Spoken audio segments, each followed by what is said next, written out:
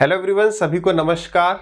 मैं अवधेश दीक्षित आप सभी का इस यूट्यूब चैनल पर स्वागत करता हूं। तो एसएससी सीजीएल 2020 का पोस्ट प्रेफरेंस का फॉर्म आ चुका है। तो आप में से कुछ भर रहे होंगे, काफ़ी सारे मेल्स मेरे को आए कि सर इस पर एक वीडियो बना दो। इस वीडियो को बनाने में एक दिन का समय मुझे लगा, क्योंकि एक भी मिस्टेक अगर आपने कर दी तो आपको वो गलती अगले 35 साल या जो भी आपकी एज है, अगर मैं रफली 25 साल मानूं तो 60 ईयर्स तक वो जॉब करनी है, तो 35 साल वो आपको गलती ढोनी पड़ेगी। इसलिए सभी से मेरी रिक्वेस्ट है कि किसी के भी कहने पर आप डिसीजन मत ले लो कि नहीं मैं ये पोस्ट लेनी चाहिए, आपको ये लेनी चाहिए।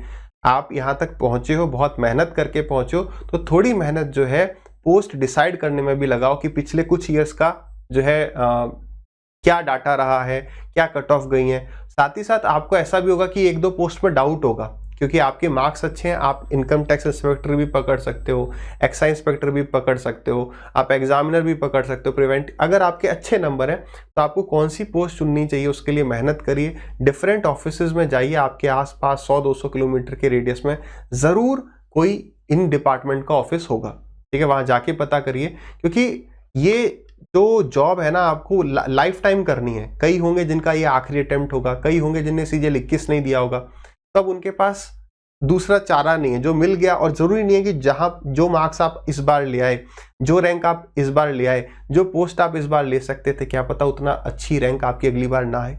तो इसलिए जो मिल रहा है उसमें बेस्ट लेने की कोशिश करनी है।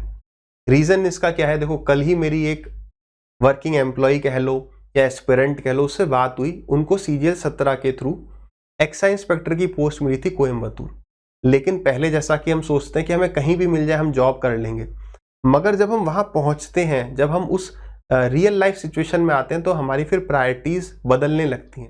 और तब हमारे पास ये ऑप्शन नहीं होता है कि हम अपने डिसीजन को चेंज कर सकें। तो उन्हें वहां जाके होम सिकनेस हुई, घर आए, फिर वापस नहीं गए, फिर डिपार्टमेंट से लेटर वेटर आए, फिर उन्होंने जॉब ही छोड़ दी।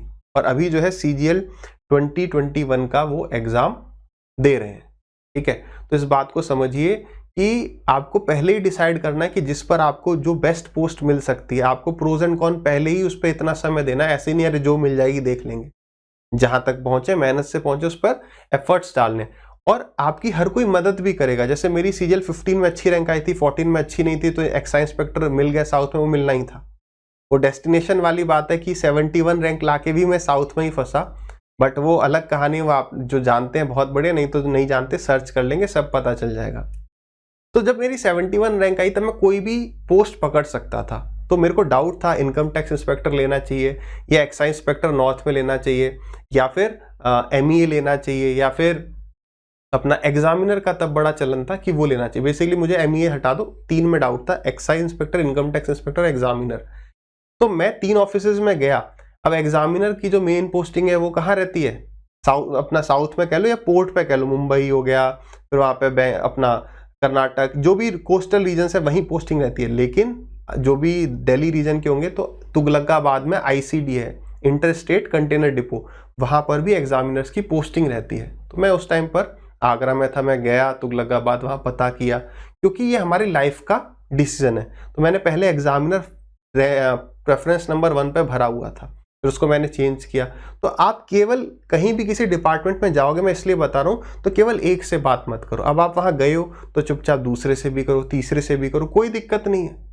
आप अपने फाइनल थॉट बनाओ कि हाँ भाई मुझे ये करना है, पहले से कुछ नहीं, जो बेस्ट लगता है वो चीज़ को चूज करिए, ठीक है। तो हम इस सेशन में इन 4 पॉइंट्स पर बात करेंगे। कई स्टूडेंट्स ऐसे होंगे जो गलती से इस वीडियो को देख रहे होंगे, भाई आगे आपको आवश्यकता पड़ेगी तो अभी देख सकते हो, नहीं तो अपने किसी दोस्त को शेयर कर दो जो पोस्ट प्रेफरेंस का फॉर्म के बारे में आपको कुछ कह रहा हो, या फिर इससे रिलेटेड मतलब उसे इसकी ज़रूरत हो, ठीक है। तो हम बात करेंगे कि क्या क्या पॉइंट्स को आपको कंसिडर करना चाहिए, बहुत इंपॉर्टेंट है। पोस्ट के बारे में थोड़ा सा डिस्कशन करेंगे। उसके बाद एक्सपेक्टेड कट ऑफ क्या जा सकती है, सूत्रों से पता चला है, जो कि डेफिनेटली कभी भी चेंज हो सकती है। और फिर एक हाइपोथेटिकल एग्जांपल पर बात करेंगे। इसलिए वीडियो को एंड तक देखना कि मान लो मेरे इतने नंबर आते हैं, मेरे किसी खास रिलेटिव के इतने नंबर आते, तो मैं उसे कौन सी पोस्ट सजेस्ट करता, ठीक है। तो बीच में आपके लिए कुछ छोटी मोटी लर्निंग डेफिनेटली रहेंगी, ठीक। चलिए, तो ये तो हमारा मैथ्स स्पेशल बैच है। जो भी स्टूडेंट फ्रेशर हैं, कहीं से भी पढ़ने की सोच रहे हैं, कहीं कोई बैच नहीं लिया, तो डेफिनेटली ले सकते हैं। बड़ी बातें मैं करता नहीं हूँ, सीधी बात यह है कि ऐप पर आपको 1 दिन का फ्री ट्रायल मिल जाएगा पूरे कोर्स का, जो शायद कम ही जगह उपलब्ध है या नहीं भी है, ठीक है, बाकी आप पॉइंट्स आप आराम से देख सकते हैं। बाकी हम अपने मुद्दे की बातों पर आते हैं कि कौन से पॉइंट्स आपको कंसीडर करने चाहिए। सबसे इंपॉर्टेंट जो चीजें हैं कि पोस्ट प्रेफरेंस भरते वक्त, वो 3 इंपॉर्टेंट पॉइंट्स हैं। पहला, वर्कलोड। वर्कलोड के साथ साथ हम ये भी बात करें कि वो जॉब किस प्रकार का है, फील्ड जॉब है या डेस्क जॉब है। तो वर्कलोड हम देखते हैं कि यार बहुत ज़्यादा वर्कलोड ना हो कि हम अपनी फैमिली को आगे टाइम ही ना दे सकें। एक बात याद रखिएगा, जॉब चाहे कई लोग कहते हैं कि फील्ड जॉब में ज़्यादा वर्कलोड है, डेस्क जॉब में वर्कलोड नहीं है, ऐसा बिल्कुल भी सत्य नहीं है। मैंने इनकम टैक्स में भी काम किया और एक्साइज में भी काम किया, मेरे को तो काम दोनों एक सा लगा। आप कहोगे कि दोनों जॉब फील्ड जॉब है, लेकिन मैंने एक में डेस्क जॉब करी थी, एक में फील्ड। देखो, कोई भी आप डिपार्टमेंट में जाओगे, अगर उसमें फील्ड जॉब है तो ऐसा नहीं है कि पूरा डिपार्टमेंट या सभी एम्प्लॉयज उसके फील्ड जॉब ही कर रहे हैं। उसमें जैसे फील्ड जॉब का मतलब, जैसे मान लो हम रेकी करने जा रहे हैं, किसी के बारे में कुछ पता करने जा रहे हैं, then that is field job. लेकिन कई जो है, मतलब मान लो कि सैलरी बना रहे हैं या फिर किसकी कितनी, मतलब एक जो होता है ना एडमिनिस्ट्रेटिव ब्रांच जो होती है किसी भी डिपार्टमेंट की, उसमें काम कर रहे हैं, या कोई जो है डाटा कलेक्ट कर रहा है डिफरेंट चीज़ों का। जैसे इनकम टैक्स में रेड वाली जो चीज़ है, जो हम रेड कहते हैं, that is only a field job. बाकी सब असेसमेंट करते हैं, अपील आती हैं, तो डिफरेंट जॉब है। तो एक ही जॉब के अंदर फील्ड और डेस्क भी होता है। और हम ये कह दें कि डेस्क जॉब में वर्कलोड नहीं, ऐसा नहीं है। कई जगह आपको लेटर पे लेटर ही भेजने, बहुत सारी आपको रिपोर्ट्स का रिप्लाई करना है, तो वर्कलोड जो है एक डिपार्टमेंट का मैं नाम नहीं कह सकता कि नहीं भाई इस डिपार्टमेंट में वर्कलोड होता ही होता है। It differs from offices to offices, मतलब एक डिपार्टमेंट के अंदर बहुत सारे सब ऑफिसेज होते हैं कि भाई कोई किसी का कुछ काम है, किसी का कुछ काम है, तो इसमें इधर काम हो सकता है इधर काम ना हो। ठीक है, तो वर्कलोड की आप चिंता ना करो। अगर आपको पढ़ना है तो आपको हर डिपार्टमेंट में, मेरा ऐसा मानना है, पढ़ने का समय मिल जाएगा। ठीक है, तो वर्कलोड एक डिसाइडिंग फैक्टर नहीं होना चाहिए। दूसरा, पावर की बात कर लें तो यार देखो, हमारे जो प्रधानमंत्री हैं वही कहते हैं कि हम जनता के सेवक हैं। तो आप ये बात अपने दिमाग से निकाल दीजिए, चाहे आप कल को सीबीआई में चले जाओ, चाहे आप ईडी में चले जाओ, कि आप किसी का भी गिरेबान पकड़ के उसे कहोगे चल पैसे निकाल या फिर चल मैं तेरे को जेल में डालता हूँ, ऐसा कुछ नहीं है। पावर कहीं कुछ नहीं बची है, और ये अच्छी बात है। सबको अपने जो है राइट्स पता है, जो कि बहुत अच्छी बात है। तो आप ये भी निकाल दो दिमाग से कि भाई मेरे पास ऐसी पावर होगी, ऐसा कुछ टाइम तक आपको फील होगा, बट फाइनली आप यही चाहेंगे कि मेरे पास इन हैंड सैलरी कितनी आ रही है और मैं फैमिली को कितना टाइम दे पा रहा हूँ, यानी वर्क लाइफ बैलेंस कितना है, वो ही देखना इज इंपॉर्टेंट। ठीक है, मेरा मानना यह है कि सबसे इंपॉर्टेंट पॉइंट यहाँ पर हो जाता है कि डिस्टेंस फ्रॉम होम टाउन, ये देखना कि मुझे अगर एक्साइज इंस्पेक्टर की पोस्ट अपने घर के नज़दीक मिल रही है और इनकम टैक्स की दूर मिल रही है, तो अब मेरे को ये समझ में आया है ढंग से। वैसे मैंने जब इनकम टैक्स भी लिया था तो मुझे गुजरात मिल रहा था, और उस टाइम पर हमारे यूपी में जो है एक्साइज इंस्पेक्टर की वैकेंसीज नहीं थी, तो इसलिए मैंने जो है इनकम टैक्स चूज कर लिया था। वो फिर आगे की बात है वो छोड़ते हैं। तो मेन आपको ये कंसिडर करना चाहिए कि आपको जो भी पोस्ट मिलेगी वो आपके घर से कितनी दूरी पर होगी। रीजन क्या है? क्योंकि ट्रांसफर्स जो है 99.99% जगह बंद हो चुके हैं। ठीक है, या ये कह लो 90% जगह जो भी इंस्पेक्टर वाली पोस्ट है हर जगह बंद हो चुके हैं।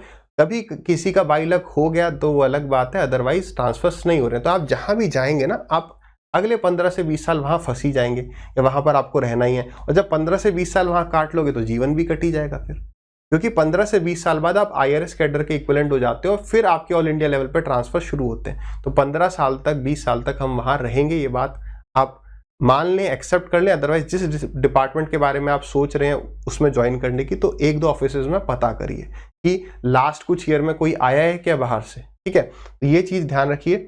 Distance from home town is very important. क्यों? क्योंकि समय समय पर परिवार में, दोस्तों के यहाँ फंक्शंस होंगे, और जब हम दूर रहते हैं तो हम दोस्त छोड़ो फैमिली फंक्शंस में भी नहीं आ पाते हैं, क्योंकि छुट्टियां आपको हर 2 महीने में नहीं मिलेंगी। और अगर आप तमिलनाडु से आ रहे हो, चेन्नई से आ रहे हो, तो आप 1-2 दिन तो आपके आने जाने में ही चले जाएंगे। तो सैटरडे संडे को आप नहीं आ सकते वीकेंड पे, मगर अगर आपका घर पास में ही है 100-200 किलोमीटर की दूरी पे, देन यू कैन मैनेज कि वीकेंड पर भी आ गए, 1 दिन की छुट्टी लेके भी काम चल गया। ट्रैवलिंग कॉस्ट भी, अगर मान लो आप कहोगे सर हम फ्लाइट से आ सकते हैं, इसीलिए आप ही के लिए लिखा था कि ट्रैवलिंग कॉस्ट भी तो जाएगा फिर। या तो टाइम सेव कर लो, नहीं तो ट्रैवलिंग कॉस्ट एक बंदे के 10,000-15,000 जा रहे हैं, फैमिली 4 लोगों की भी 60,000 गए एक ट्रिप के। तो वो सब चीजें भी हमें कंसिडर करनी चाहिए, जो हम पहले नहीं कंसिडर करते कि भाई कहीं भी मिल जाएगा चलेगा। एक इंपॉर्टेंट बहुत पॉइंट है कि आप UTM को कंसिडर मत करिए। कई कह रहे होंगे जब मैंने ये बोला कि ट्रैवलिंग कॉस्ट होगा तो सोच रहे होंगे सर ऊपर नीचे से भी तो इतना मिल जाएगा। ध्यान रखना हमेशा ऊपर नीचे के चक्कर में मत जाओ। कभी भी कंपेयर करते हो तो केवल आप इन हैंड सैलरी कंपेयर करो, क्योंकि ये चीज सही है भी नहीं और इसकी कोई गारंटी नहीं है। इसके चक्कर में बिल्कुल फंसना नहीं, क्योंकि नौकरी से आपको हाथ धोना पड़ सकता है। बहुत सारे ऐसे केसेस रहे हैं कि स्टार्टिंग की जो 2 साल की जॉब है, जब तक आप प्रोबेशन में हो, वो बहुत क्रूशियल होती है। उसमें कोई भी डिसिप्लिनरी एक्शन लेके आपको जॉब से निकाला जा सकता है। तो कभी भी अंडर टेबल मनी नहीं देखना है कि मेरे को इतना मिल जाएगा उतना मिल जाएगा, क्योंकि एक समय आता है जब आप पैसे से थोड़ा ऊपर उठो कि यार पैसा कम अगर आ रहा है तो फैमिली को भी टाइम देना है। सब कुछ पैसा ही नहीं होता है।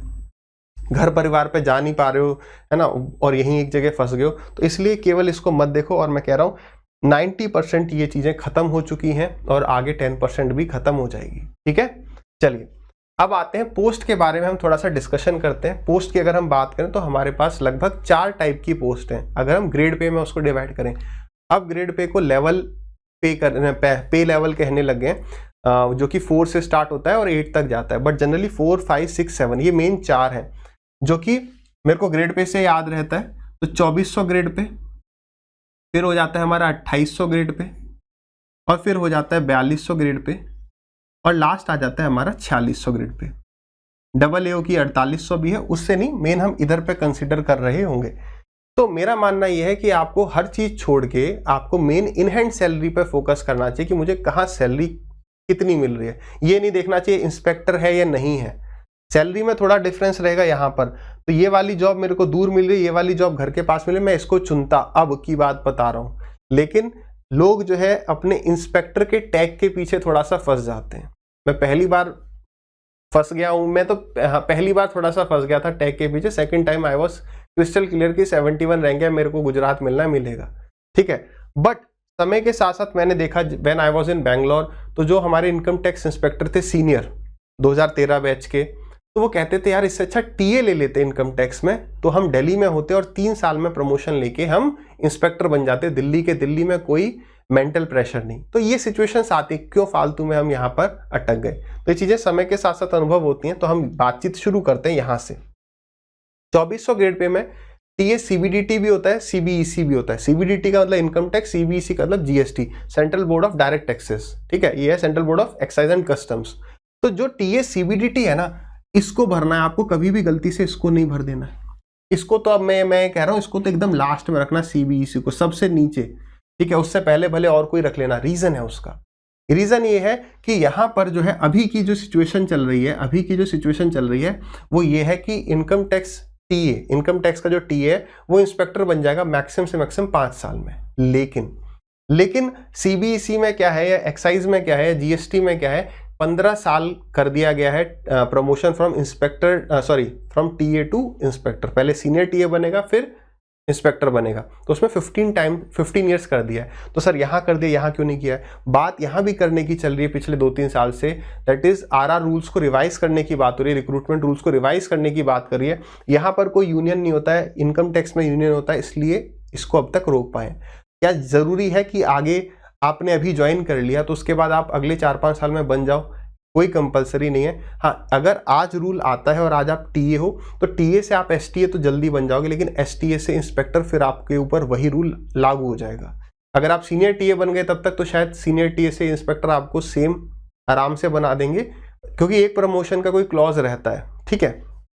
तो अभी के सिचुएशन में सीबीईसी हम बाद में भरेंगे, सीबीडीटी इनकम, ये नहीं सोचना है कि दोनों ही तो टैक्स असिस्टेंट है, ये इससे बहुत ऊपर है इससे, क्योंकि ये 5 साल में इंस्पेक्टर बन जाएगा मैक्सिमम, 3-3 साल में ही बन रहे हैं कई जगह, वो अलग चीज है। बाद में हम आते हैं ऑडिटर पर। ऑडिटर भी आपको 2 मिलेंगे। ऑडिटर में एक कैग का है, एक सीजीडीए है। एक में ऑडिटर को ऑडिटर लिख देते हैं और एक में शायद अकाउंटेंट लिख रहे हैं। ग्रेड पे दोनों के 2800 है। कैग क्या है, नॉर्मल ऑडिटर होता है, ठीक है। और सीजीडीए क्या है, डी फॉर डिफेंस है यहाँ पर, ठीक है। डिफेंस में जो ऑडिटर बनते हैं। अब दोनों में कौन सा बेटर है? अगर इन शॉर्ट बात करें तो सीजीडीए थोड़ा सा बेटर है। इसकी कट ऑफ थोड़ी सी ज्यादा चली जाती है। मेन सब यही सोचते हैं अंडर टेबल मनी वाली बात कि उधर ज्यादा उधर कम, ऐसा कुछ नहीं है, ठीक है। उस सबको छोड़ो, प्योर आप अपने सैलरी पे फोकस करिए। कुछ प्रोज एंड कॉन्स की बात करें, यहाँ पर कंपेरेटिवली इससे थोड़ा सा एक्स्ट्रा वर्कलोड हो सकता है। यहाँ पर जो है 3 ईयर्स में, यहाँ पर 3 ईयर्स में और यहाँ पर 6 ईयर्स में सीनियर ऑडिटर बन जाते हैं। लेकिन यहाँ पर 3 साल के बाद शायद जैसा मेरी बात हो पाई, 3 साल के बाद जो है आप वेटिंग में भी रहते हो, तो आप 3 साल के बाद एलिजिबल हो गए लेकिन बन देर में रहे हो, वो चीज रह सकती है। मेन जो मेरे को बड़ा डिफरेंस दिखता है, सब चीजें ठीक है, आप ये ध्यान रखना कि हम IRS जो हैं, जो भी CGL के थ्रू IRS बनने में हमें 15-20 साल लगेंगे उस लेवल पर आने में। कहीं से भी कितनी भी फास्ट प्रमोशन हो जाए बट उस लेवल पर पहुंचने में समय लगेगा। आप लेकिन पता भी करिएगा। और भी जो बड़ा डिफरेंस है वो ये है कि अगर आपको कैग में आप ऑडिटर बन गए किसी भी XYZ स्टेट में, तो आप लाइफ टाइम वहीं रहोगे उसी स्टेट में। लेकिन यहाँ पर अगर हम बात करें तो यहाँ पर 3-4-5 साल में ट्रांसफर होता रहता है। सो ये एक बड़ा डिफरेंस है। ये यहाँ पे ट्रांसफरेबल है, ये ट्रांसफरेबल नहीं है, जैसा जितना मैं पता कर पाया हूँ। आगे बात करें DA is the most, is नहीं कहेंगे, वॉज कहना चाहिए। DA was the most underrated post, that is divisional accountant. मेरे काफी सारे दोस्त बंधु हैं, ये हो गया, ये हो गया, ये आ गया 4200। जो एक्साइज इंस्पेक्टर की पोस्ट छोड़कर, इनकम टैक्स इंस्पेक्टर की पोस्ट छोड़कर डिविजनल अकाउंटेंट उन्होंने ज्वाइन किया क्योंकि उनके अच्छे मार्क्स थे। ठीक है, तो डिविजनल अकाउंटेंट जनरली इसकी जो पोस्ट है साउथ में नहीं आती है जनरली, मतलब ये MP और महाराष्ट्र में शायद है या नहीं है, गुजरात यहीं तक ही सीमित रह जाती है। साउथ में इसकी वैकेंसीज जनरली नहीं होती हैं। अभी कुछ 4 वैकेंसीज थी लास्ट ईयर तमिलनाडु में, तो वो भी एक बार आप देखेंगे। ठीक है, मेन मैंने क्या कहा, आपको हार्डवर्क करना है। आपके मार्क्स कहाँ चल रहे हैं, कितनी रैंक के आसपास चल रहे हैं, आपको कितना, कौन सी पोस्ट मिल सकती है, बहुत सारा अभी आपको पन्ने और भरने हैं। ठीक है, वो डिसीजन आप लेंगे आपने अपने होम स्टेट में या अपने होम टाउन के आसपास डिविजनल अकाउंटेंट के ऑफिस में जाके पता कर सकते हैं। अच्छी खासी इसकी पावर होती है, अच्छा खासा इसका रुतबा होता है, इसमें कोई दो राय नहीं है। लोग यार वो ये इनकम टैक्स इंस्पेक्टर हैं, सोचते हैं पता नहीं कौन सी बड़ी तोप है, वो थोड़ा सा एक वो बना हुआ है बस, लेकिन वो 1-2 साल के लिए ही है बस। मेन है आपको आपके ऑफिस में कैसी रेस्पेक्ट वगैरह मिल रही है। तो डिविजनल अकाउंटेंट उस चीज़ में बहुत बढ़िया है। 4200 ग्रेड पे इससे 6-8 हज़ार सैलरी कम होगी, लेकिन रुतबा इससे बहुत, मतलब ऑफिस में बहुत बढ़िया है। ठीक है, तो डिविजनल अकाउंटेंट आप डेफिनेटली प्रेफर कर सकते हो अगर आपके अच्छे नंबर जा रहे हैं तो। ठीक है, लेकिन उसमें अगर जितने अच्छे नंबर होंगे तो आपको अपनी स्टेट मिलने की चांसेस उतने ज़्यादा हो जाएंगे। आगे बात करते हैं, इन सब में काफ़ियों को डाउट रहता है, income tax inspector, GST inspector, preventive officer, examiner, ये सारी 4600 ग्रेड पे की पोस्ट आ चुकी हैं। ठीक है, अब मैंने इनकम टैक्स इंस्पेक्टर के रूप में भी काम किया, GST के रूप में भी काम किया, लेकिन दोनों जगह मुझे मोर और लेस सेम ही लगा। तो हम ये कहें कि काम तो लगभग सबका एक सा ही, ऐसा कुछ डिफरेंस नहीं, तो कौन सा चूज करना चाहिए। देखो, अगर आप पोर्ट के आसपास रह सकते हो, यानी आप नियरेस्ट अगर नॉर्थ में रहना चाहते हो तो आप मुंबई में रह पाओगे। कुछ टाइम के लिए आप अपने होम स्टेट के आसपास आ पाया करोगे, जैसे कि मैंने बताया कि आगरा में, तुगलकाबाद में ICD है, जहाँ पे डेपुटेशन के बेसिस पर कुछ साल के लिए ट्रांसफर हो जाता है। प्रिवेंटिव ऑफिसर केवल कोस्टल रीजन्स पर ही है, और इनकम टैक्स इंस्पेक्टर सब जगह है, लेकिन यूपी में, बिहार में बहुत कम वैकेंसीज आती हैं। GST इंस्पेक्टर भी वही, ये GST और इनकम टैक्स लोग देते कहाँ पर है, जो बड़ी बड़ी मेट्रोपॉलिटन सिटीज हैं, है ना, तो मेन वहां पर इसकी वैकेंसीज ज्यादा आती हैं। अगर हम बात करें कि अगर आप बॉर्डर लाइन केस हो, है ना, बॉर्डर लाइन केस हो और बढ़िया आपके नंबर है, 2 केस हो सकते हैं। अगर आप बॉर्डर लाइन केस हो, आपको इन दोनों में से कोई चूज करना है, तो आपको ये चूज करना चाहिए। क्यों? क्योंकि GST इंस्पेक्टर, जहां पर पोर्ट नहीं है वहां पर GST इंस्पेक्टर ही जो है प्रिवेंटिव ऑफिसर के काम कर रहा होता है। लेकिन प्रिवेंटिव ऑफिसर एक तरीके से, मतलब अगर हम वैसे हर तरीके से अगर देखें तो प्रिवेंटिव ऑफिसर GST इंस्पेक्टर से थोड़ा ऊपर ही रहता है। लेकिन अगर मेरे नंबर अच्छे हैं और मैं अपने होम स्टेट के आसपास रहना चाहता हूं, तो मैं डेफिनेटली GST इंस्पेक्टर को प्रेफर करूंगा, क्योंकि ये केवल पोर्ट पर होता है। आई होप आप बात को समझ पा रहे हैं। अच्छे नंबर्स हैं, बहुत अच्छे नंबर्स हैं, मेरे 600 के आसपास नंबर बन रहे हैं, तो मैं ITI भी छोड़ के मैं GST इंस्पेक्टर को पकड़ लूंगा, क्योंकि मुझे अपना होम टाउन पकड़ना, इतनी बात हम समझ चुके हैं। ठीक है, कि हमारा ट्रांसफर क्या पता ना हो तो। लेकिन अगर मैं बॉर्डर लाइन केस हूँ, मेरे 550 555 बन रहे हैं और इन्हीं में से कोई पोस्ट चाहिए, तो उस केस में हम इसको भर सकते हैं। रिस्क रहेगा, हो सकता है मैंने जो बात बोली या किसी और ने कुछ बात बोली, उसको सुन के कोई स्टूडेंट जो है किसी और को पकड़ने लग जाए, पोस्ट को पकड़ने लग जाए, तो जो एक्सपेक्टेड कट ऑफ है वो थोड़ी बहुत ऊपर नीचे हो सकती है। एग्जामिनर पोर्ट पे रहेगा और सब बढ़िया पोस्ट है, कभी भी ये मत सोचना कि इसका नाम ज़्यादा है इसका कम है। In hand salary is exactly the same. In hand salary को देखो, 1-2 साल में सारा वो जो एक वर्ड है ना, चोबाजी तो नहीं है, मतलब कुछ है, रौला इज द वर्ड, तो वो सब कुछ टाइम का ही है, वो सब भूल जाइए, उस पर फोकस मत करिए, लाइफ बहुत लंबी है, ठीक है। ASO इन CSS और MEA। CSS क्या है कि भाई आप दिल्ली में ही पोस्टेड रहेंगे, ठीक है। ASO in CSS, this is the post, और एक है MEA। देखो ऐसा नहीं है कि MEA की कट ऑफ बहुत ज्यादा जा रही है तो और टॉपर्स इसको भर रहे हैं तो वो उसमें बहुत संतुष्ट है। हमारे कुछ दोस्त रहे हैं, कुछ मित्र रहे हैं जो MEA में कह रहे हैं यार मतलब ठीक ही है, मगर इसमें अगर किसी को होम सिकनेस है, घर से दूर नहीं रह सकता है, अकेला बच्चा है पेरेंट्स का, तो थोड़ी सी दिक्कत समस्या आती हैं बाहर। देखो इसमें नो डाउट आपको लाइफ में ऐसी ऐसी चीजें देखने को और महसूस करने को मिलेंगी जो VVIPs को मिलती हैं, इसमें नो डाउट एट ऑल, 101%। लेकिन फिर वही है कि यार आप पड़े हुए हो कहीं पर, 6-8 महीने से पहले आप आ नहीं सकते हो, या हार्ड एरिया पोस्टिंग है तो शायद 1.5 साल में एक बार आने देते हैं, तो ऐसे कुछ टर्म्स एंड कंडीशन है। तो एक हर किसी को वो चीज़ सूट नहीं करती है, कोई फैमिली से अलग रह सकता है, तो आपको यहाँ पे VVIP वाला जो है एक कल्चर देखने को मिल जाएगा, आपको वैसी फैसिलिटीज मिलेंगी। तो इसमें ये नो डाउट, ये जिसको दिल्ली में ही रहना है, डेस्क जॉब करनी है, ज़्यादा लोड नहीं लेना, वो CSS ले सकता है। बट अगर मुझे दिल्ली ही चुनना हो, मेरे अच्छे नंबर है, तो शायद मैं इसको ना प्रेफर करके, हर पर्सन टू पर्सन ये वेरी रहता है, तो मैं इसको ना करके मैं इसको ले लूंगा, या फिर अगर मेरे अच्छे नंबर तो मैं इसको भी ले सकता हूँ, ठीक है। अगर दिल्ली में ही काम करना है तो इसको क्यों ना प्रेफर किया जाए, ऐसा मेरा मानना है। मतलब यहाँ पर डेस्क भी मिलेगी, फील्ड जॉब भी मिलेगा, मतलब यहाँ पर क्या है कि आपको टाइमिंग पे पंच करना पड़ेगा, मतलब बायोमेट्रिक की इतने बजे आए इतने बजे गए। बट यहाँ पर आप और भी कुछ देख सकते हो कि हाँ भाई और देश दुनिया में क्या चल रहा है, थोड़ा बहुत एयरपोर्ट पे आपकी ड्यूटी लग रही है, तो बहुत और चीज़ें भी देखने को मिलती हैं। तो वो चीज़ें MEA नो डाउट बहुत बढ़िया आपको चीज़ें देखने को मिलेंगी, बट आपको घर से दूर रहना है।